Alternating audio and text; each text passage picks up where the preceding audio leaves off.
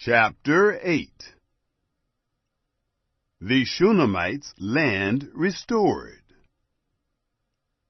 Now Elisha had spoken to the woman, whose son he had restored to life, saying, "Arise and go, you and your household, and stay for a while wherever you can, for Yahweh has called for a famine. It shall also come on the land 7 years. The woman arose, and did according to the word of the man of God. She went with her household, and lived in the land of the Philistines 7 years. It happened at the 7 years' end, that the woman returned out of the land of the Philistines. Then she went forth to cry to the king for her house and for her land.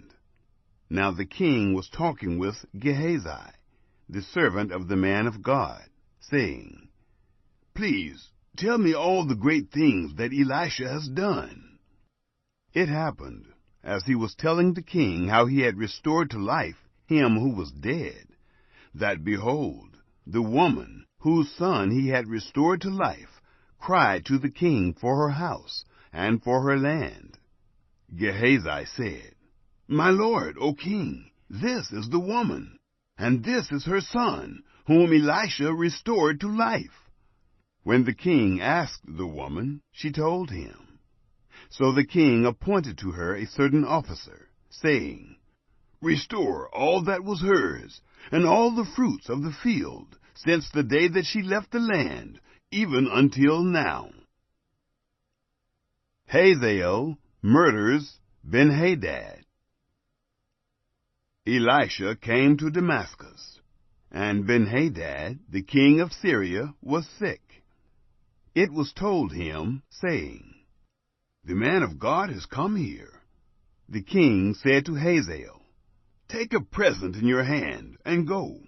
Meet the man of God, and inquire of Yahweh by him, saying, 'Will I recover from this sickness?'" So Hazael went to meet him, and took a present with him, even of every good thing of Damascus, 40 camels' burden, and came and stood before him, and said, "Your son Ben-Hadad, king of Syria, has sent me to you, saying, 'Will I recover from this sickness?'" Elisha said to him, "Go, tell him, you shall surely recover. However, Yahweh has shown me that he shall surely die." He settled his gaze steadfastly on him, until he was ashamed. Then the man of God wept. Hazael said, "Why do you weep, my lord?" He answered, "Because I know the evil that you will do to the children of Israel.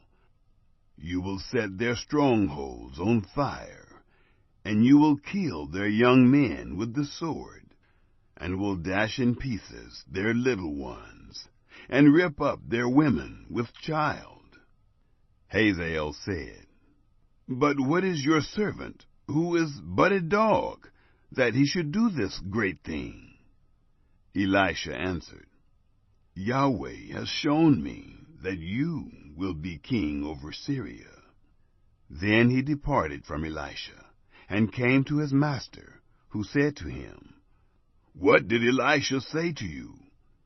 He answered, "He told me that you would surely recover." It happened on the next day that he took a thick cloth, dipped it in water, and spread it on his face, so that he died. Then Hazael reigned in his place. Jehoram's wicked reign in Judah.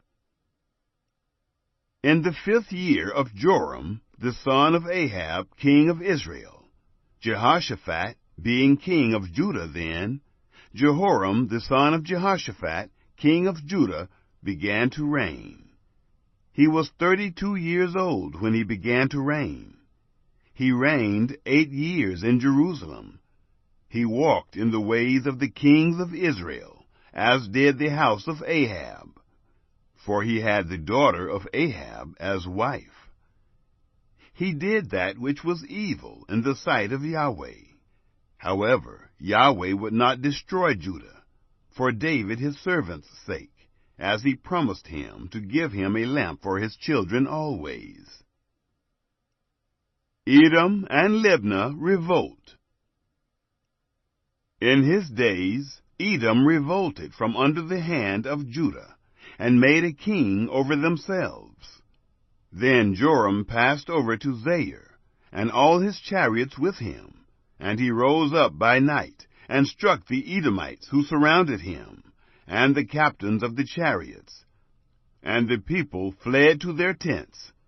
So Edom revolted from under the hand of Judah to this day. Then did Libnah revolt at the same time. The rest of the acts of Joram, and all that he did, aren't they written in the book of the Chronicles of the Kings of Judah?